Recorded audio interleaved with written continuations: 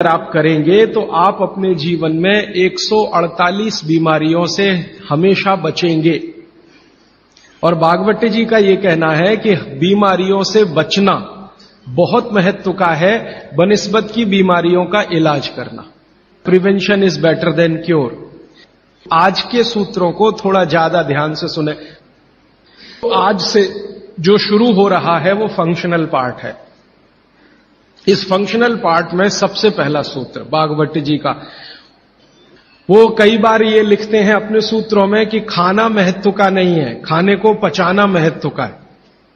क्योंकि भोजन पचेगा तो रस बनेगा, उसी रस में से मांस, मज्जा, रक्त, मल, मूत्र, वीर्य, मेद ये सब बनेगा, अस्थियां बनेंगी और वही आपके शरीर के लिए आगे जीवन में काम आएंगे। पहला सूत्र भोजनांते विषम वारी। इसका सीधा सा अर्थ है भोजन के अंत में पानी पीना विष पीने के बराबर है। सूत्र ये है भोजन अंते माने भोजन के अंत में, भोजनांते विषम वारी। विष समझते हैं आप जहर, जहर जैसा क्या है? पानी। सूत्र उतना ही है। समझने के लिए मैं आपको बहुत उदाहरण दूंगा ताकि आप जल्दी पता कर पाएं। भागवती जी ने एक सूत्र में यह कहा है कि हमारा जो शरीर है इसका जो मुख्य स्थान पेट है, इसमें एक स्थान होता है पेट के अंदर नाभि, लेफ्ट साइड में नाभि से थोड़ा ऊपर जहां मेरा हाथ रखा हुआ है, इस स्थान को कहते हैं जठर। संस्कृत में कहते हैं जठर, हिंदी में कहते हैं आमाशय, अंग्रेजी में चाहे तो एपिगैस्ट्रिकम। भागवती जी कहते हैं कि इसमें अग्नि प्रदीप्त होती है, जठर अग्नि, जठराग्नि। और भोजन जो कुछ भी आप करते हैं वो पहले जठर में ही जाता है। यह है महत्व की बात। आपने रोटी का पहला टुकड़ा मुंह में डाला और जैसे ही टुकड़े को चबाना शुरू किया, लार बनना शुरू हुआ, तुरंत अग्नि प्रदीप्त हो जाती पहले ही टुकड़े में। तो ये अग्नि प्रदीप्त हुई। अब आप जो भोजन कर रहे हैं ये इस अग्नि के प्रभाव में पचेगा। तो भोजन के पचने की क्रिया में पहले भोजन रस में बदलेगा। पहले पेस्ट बनेगा, जैसे टूथपेस्ट की कंडीशन होती है वैसा बनेगा, लुगदी जैसा। फिर उसमें से रस बनेगा, फिर रस में से सब कुछ बनेगा। अब ये अग्नि भोजन को पचा रही है और आपने भोजन पूरा करते ही पानी पी लिया, गट गट गट गट गट गट, तो क्या हुआ? अग्नि शांत हो जाएगी। अग्नि का पानी से मेल नहीं है, दुश्मनी है। तो आपके पेट में खाना खाते ही अग्नि जल रही है। अब आपने पीछे से गिलास, 2 गिलास पानी पी लिया। कोई लोग तो लोटा भर के पी लेते हैं, कई लोग तो भोजन से ज्यादा पानी पी लेते हैं। तो फिर भागवती जी कहते हैं भोजन पचेगा नहीं, वो सड़ेगा। वो कहते हैं कि भोजन अगर सड़ना शुरू हुआ तो सबसे पहले गैस बनेगी, वायु बनेगी, और ये वायु आपकी जिंदगी हराम कर देगी। और ये वायु की तीव्रता जब बढ़ेगी तो गले में जलन होगी, छाती में जलन होगी, पेट में जलन होगी। तो ये वायु पूरे शरीर में घूमेगी तो सिर घूमेगा, आपको चक्कर आएंगे, सिर में दर्द होगा, पीठ में भी दर्द हो सकता है, हृदय स्थान पे भयंकर दर्द हो सकता है। कई बार तो इतना दर्द होता है कि आपको लगेगा कि हार्ट अटैक आ गया, लेकिन वो वायु का दर्द है, हार्ट अटैक नहीं। और ये जो वायु बनी भोजन के सड़ने से, इसी वायु में से भागवती जी ने सूची बनाई है कि 103 रोग पैदा होंगे। 103। सबसे पहला रोग है उसमें एसिडिटी, हाइपर एसिडिटी। ज्यादा दिन अगर आपने ये चक्कर चलाया पानी पीने का तो अल्सर, पेप्टिक अल्सर, बवासीर, मूलव्याध, भगंदर, और अंत का एक रोग है कैंसर, कर्क रोग। माने एसिडिटी से शुरू होकर आप कैंसर तक की यात्रा कर सकते हैं। और बाद में भागवती जी कहते हैं, वो भी बता देता हूं, वो दूर का सूत्र है लेकिन यहीं पे ले आता हूं उसको, कि आपका जो भोजन सड़ेगा तभी कोलेस्ट्रॉल बनेगा। अगर भोजन का पाचन हुआ तो कोलेस्ट्रॉल शून्य रहता है। आप जानते हैं शरीर में 2 तरह का कोलेस्ट्रॉल है, एक गुड और एक बैड। अच्छा कोलेस्ट्रॉल माने HDL, हाई डेंसिटी लिपोप्रोटीन। खराब कोलेस्ट्रॉल माने LDL और उसका छोटा भाई VLDL, very low density lipoprotein. जिनको कोलेस्ट्रॉल बढ़ रहा है या बढ़ा हुआ है वो ध्यान दें, उनको भोजन पच नहीं रहा, उनका भोजन सड़ रहा है। तो कोलेस्ट्रॉल बढ़ेगा तो हार्ट अटैक भी आएगा, कोलेस्ट्रॉल बढ़ेगा तो घुटने भी जड़ हो जाएंगे, सारी संधियां आपकी एकदम कड़क हो जाएंगी, आपको चलना फिरना मुश्किल हो जाएगा, 10 कदम चलना मुश्किल हो जाएगा। तो वो ये कहते हैं कि जब 103 बीमारियां एक छोटी गलती से आती हों तो वो गलती कभी करना नहीं। अब जैसे ये सूत्र पूरा हुआ तुरंत आपके मन में प्रश्न आएंगे कि पानी कब पीना। तो भागवत जी कहते हैं कि कम से कम 1.5 घंटे के बाद पानी पियो। अब ये जो 1.5 घंटे का कैलकुलेशन है ये क्या है? ये भागवत जी कहते हैं कि जो आपने खाया वो आपके जठर स्थान में 1.5 घंटे तक अग्नि के प्रभाव में रहता है, 1.5 घंटे तक। और 1 से 1.5 घंटे का वो बताया है तो अलग अलग क्षेत्र के हिसाब से। अब मान लीजिए उत्तरांचल का कोई आदमी इसी सूत्र को पढ़ेगा तो उसको तो अग्नि का असर 2 से 2.5 घंटे रहेगा, पहाड़ वाला। लेकिन आपके लिए मैं बात कर रहा हूं तो 1 से 1.5 घंटा, ठीक है। अब तुरंत आपके मन में सवाल आएगा, भोजन के बीच में पीना कि नहीं पीना, और भोजन के पहले पीना कि नहीं पीना। वो ये कहते हैं कि भोजन के पहले पानी पीना तो कम से कम 40 मिनट और अधिक से अधिक 1 घंटा। आपको सीधा सा हिसाब बताता हूं, 10 बजे खाना अगर खाना चाहते हैं तो 9 बजे से लेकर 9:20 तक आप चाहें उतना पानी पी सकते हैं। और बीच में पीना कि नहीं, वो कहते हैं कि अगर आपके भोजन में 2 अन्न हैं, दो अन्न माने एक रोटी खा रहे हैं आप, वो गेहूं है, और दूसरा चावल खा रहे हैं, तो चावल और गेहूं 2 अन्न है। एक अन्न की पूर्ति पूरी हुई और दूसरे की शुरू होने वाली है, तो बीच का जो जंक्शन पॉइंट है इस पे पानी पीना। मतलब इसका सीधा है, रोटी पूरी हो गई, अब आप चावल खाने की तैयारी कर रहे हैं, तो रोटी खाने के बाद चावल खाने से पहले आप जरूर पानी पीना। लेकिन मात्रा कितनी? तो वो कहते हैं 2 या 3 घूंट, इतना ही। उसके बाद जब दूसरा अन्न आपने शुरू कर दिया फिर नहीं, फिर तो पूरा आप भोजन ही करके उठिए। अब आप भोजन कर लिया तो गला साफ करने के लिए थोड़ा 1-2 घूंट और पी लेना, गला साफ करने के लिए। अब आपके मन में तुरंत एक प्रश्न आएगा कि भोजन के अंत में क्या पीना, फिर पानी तो नहीं पीना, 1.5 घंटे तक तो नहीं पीना, तो कुछ पी सकते हैं। तो भागवत जी ने 3 चीजें बताई हैं, उसके लिए पूरा सूत्र लिखा है कि भोजन के अंत में सबसे अच्छी चीज जो पीने के लिए है वो है छाछ, वो है मट्ठा, दही का तक्रम। लस्सी पीने के लिए नहीं कह रहे, मक्खन रह गया तो वो लस्सी, तक्रम की बात है। दूसरी सबसे अच्छी चीज उन्होंने बताई है वो है दूध, और तीसरी सबसे अच्छी चीज बताई है फल का रस। जिस मौसम में जो फल आता है उसका रस, माने मौसम के विरुद्ध के फल नहीं। आज का मौसम आम का नहीं है तो आम का रस अभी पिए तो नहीं चलेगा। तो आप ये कहें कि कोल्ड स्टोरेज से लाया हुआ संतरा और उसका रस निकाला या मौसमी का रस, ये सर्वनाश करेगा, सत्यानाश नहीं, सर्वनाश करेगा। अब इसमें आगे एक सूत्र है वो बहुत महत्व का है। भागवत जी कहते हैं मट्ठा या छाछ कब पीना, दूध कब पीना, रस कब पीना। तो सुबह के भोजन के बाद जूस, भागवत जी ने नाश्ता शब्द कहीं नहीं इस्तेमाल किया है। सुबह का भोजन आप उसको नाश्ता कैसे, दोपहर के भोजन के बाद मट्ठा और रात के भोजन के बाद दूध। और वो ये कहते हैं आगे के सूत्र में कि इनका क्रम उल्टा सीधा मत करना कभी, कि हमारे शरीर को मट्ठे का पाचन होने के लिए जो रस की जरूरत होती है, रस माने एंजाइम, जो एंजाइम या रस की जरूरत होती है वो दोपहर को ही होते हैं पेट में। इसी तरह हमारे शरीर में दूध का पाचन होने के लिए जो रस की जरूरत पड़ती है या एंजाइम की जरूरत पड़ती है वो सूर्यास्त के बाद ही होते हैं, और जो रस और एंजाइम की जरूरत जूस पचाने के लिए है वो सुबह ही होते हैं। अब आप कहेंगे हमारे बच्चे तो स्कूल जाते हैं दूध पीकर जाते हैं, तो बदल दो, जूस पिलाकर भेजो।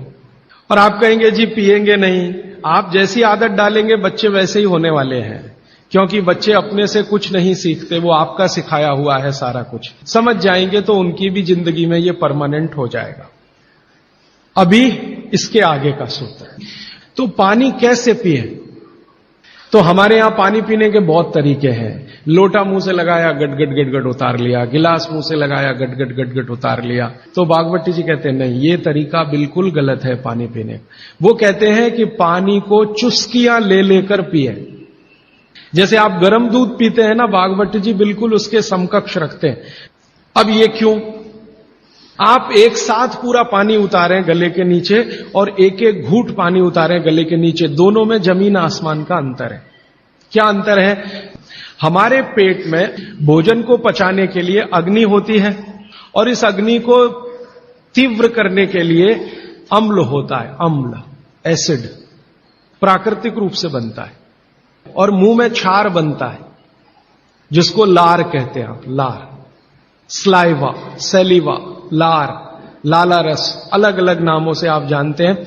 तो मुंह में बनती है लार, ये है क्षार, और पेट में बनता है अम्ल। आप थोड़ा भी अगर विज्ञान जानते हैं तो आप जानते हैं कि क्षार और अम्ल को मिलाओ तो हो जाता है न्यूट्रल। और न्यूट्रल का मतलब जिसका पीएच 7 है। ये जो पानी है ना, पानी ये ना अम्ल है ना क्षार है, ये न्यूट्रल है। तो भागवत जी कहते हैं कि पेट आपका अक्सर पानी के जैसा रहे तो बढ़िया। और जिनका पेट पानी के जैसा, माने पेट की अम्लता ना बढ़े और पेट का क्षारपन भी ना बढ़े, पीएच 7 के आसपास रहे, तो भागवत जी कहते हैं ऐसे व्यक्ति को 100 से ज्यादा वर्ष जीने की पूरी गारंटी है, बिना एक भी दवा खाए और बिना चिकित्सक के पास जाए।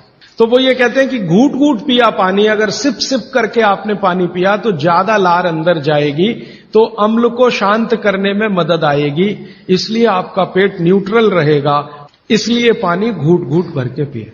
और एक साथ गटगट पानी पिएंगे तो लार पानी के साथ मिल नहीं पाएगी, तो अंतिम रूप में जब वो पहुंचेगा पानी तो खाली पानी होगा।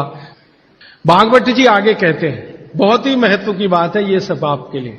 वो ये कहते हैं कि जो व्यक्ति सिप सिप करके पानी पिए, वो देखें जानवर कैसे पीते हैं। चिड़िया कैसे पानी पीती है? चिड़िया एक ड्रॉप उठाएगी, फिर उसको ऐसे ऐसे मुंह में चलाएगी, फिर पिएगी, फिर दूसरी ड्रॉप उठाएगी, फिर ऐसे ऐसे चलाएगी, फिर पिएगी। ऐसे ही कुत्ता है, पानी को चाट चाट के पिएगा। शेर पानी को चाट चाट के पिएगा। ज्यादातर जानवर पानी को ऐसे ही पीते हैं। वो जानवर हमसे ज्यादा स्वस्थ हैं। किसी को डायबिटीज नहीं, कोई ओवरवेट नहीं, किसी को जॉइंट्स पेन नहीं, किसी को कुछ नहीं। बाघ भट्ट के पक्के चेले हैं ये सब जानवर। माने आपके सारे रोगों की एक दवा। तो मैंने ये एक्सपेरिमेंट शुरू किया। ये मैंने पढ़ा था 6 साल पहले। भागवत जी को मैंने 6 साल पहले पढ़ना शुरू किया। 3 साल पढ़ने में लग गया और 3 साल समझने में लग गया। तो आपको सुनकर हैरानी होगी, हमारे जो दोस्त हैं, सहयोगी हैं, जिनका वजन बहुत ज्यादा था, उन्होंने पानी सिप सिप करके पीना शुरू कर दिया और भोजन के 1.5 घंटे के बाद पानी पीना शुरू। ये 2 सूत्रों का ही परिणाम है कि सबके वजन पहले से आधे हो गए। सिर्फ पानी पीने का तरीका बदला। फिर मैंने डॉक्टरों से बात की कि ये चक्कर क्या है। तो उन्होंने कहा बात सीधी सी ये है कि जो लार है ना, इसकी मेडिसिनल प्रॉपर्टी सबसे ज्यादा है। आपने जानवरों को देखा होगा, उनको कभी भी कोई चोट लगे तो वो अपने लार से ही ठीक कर लेते हैं, चाट चाट के। अब वो ये कहते हैं कि भारत के वो मनुष्य या स्त्रियां और पुरुष बहुत ही दुर्भाग्यशाली हैं जो इस लार को अंदर ले नहीं जा पाते। जैसे तंबाकू खाने वाले लोग, गुटखा खाने वाले लोग, मावा खाने वाले लोग थूकते ही रहते हैं, उसको थूकते ही रहते हैं। जिसको बनाने के लिए भगवान ने 1 लाख ग्रंथियां आपके मुंह में दी हैं, जो रात दिन आपके लिए लार बनाती हैं। ये बहुत ही कीमती है, इसका औषधीय गुण बहुत है। और जैन दर्शन में इसको अहिंसा के साथ जोड़ा हुआ है। और वो मैंने करके भी देखा है कि सुबह की लार गलती से भी आप किसी चींटी या चींटा या मक्खी पे थूक दो, वो तुरंत मर जाए, क्योंकि उसका औषधीय गुण बहुत प्रबल होता है सुबह सुबह। और आप गुटखा खा खा के उसको थूकते रहते हैं तो सड़क तो खराब करते ही हैं, अपने को उससे ज्यादा खराब करते हैं। तो मेरी हाथ जोड़कर विनती है कि आप में से कोई लार थूकने वाला हो, थूकने वाला आदमी, ये तो भागवत जी की डिक्शनरी में नहीं है। वो कहते हैं कि एक ही कंडीशन में आप कुछ थूक सकते हैं, जब कफ बहुत बढ़ा हुआ हो, तभी बस। उसके अलावा दूसरी कोई कंडीशन नहीं कि आप थूकें। तो फिर आप कहेंगे जी पान खाएं, तो पान खाने के लिए नियम बताया, पान खाओ तो कत्था मत लगाओ, बिना कत्थे का पान खाओ, थूकने की गरज ही नहीं।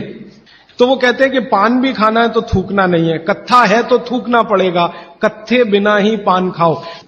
पान तो पित्त और कफ दोनों का नाश करता है और चूना वात का नाश करता है। तो वो कहते हैं कि पित्त और कफ का नाश कर दिया पान ने, चूने ने कर दिया वात का, तो वात पित्त कफ तीनों ही संतुलित हैं, तो पान खाके तो जिंदगी भर निरोगी रह सकते। ठीक है, अब आगे चलता हूं। आगे का एक सूत्र है भागवत जी का कि पानी कभी भी पिए तो ठंडा ना पिए।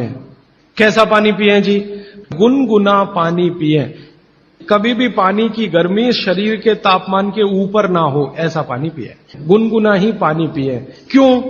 अभी मन में प्रश्न आएगा क्यों? हम तो जी ठंडा पानी पीते हैं, फ्रिज का पानी पीते हैं, बर्फ डाला हुआ पानी पीते हैं। जिसका जैसा गुण है वही तो करेगा ना। बर्फ का गुण है ठंडा करने का, तो बर्फ डालकर पानी में आप पी रहे हैं, तो बर्फ का गुण वो पानी में आ गया। अब पानी आपके पेट को ठंडा करेगा।